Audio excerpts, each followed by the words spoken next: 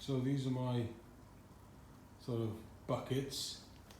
There's this pump, 2 valve, and I've also put a splitter here, so I'm doing from a 2 output, I'm doing 3, and these are those yogurt things, and I've I've covered them with this brown stuff. If you can see, it's like the stuff you use for covering books.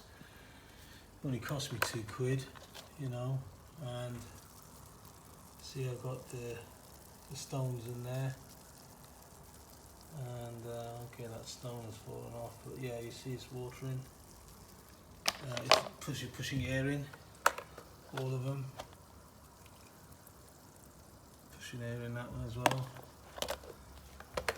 I'm pushing air in that one as well. This nutrient's been made.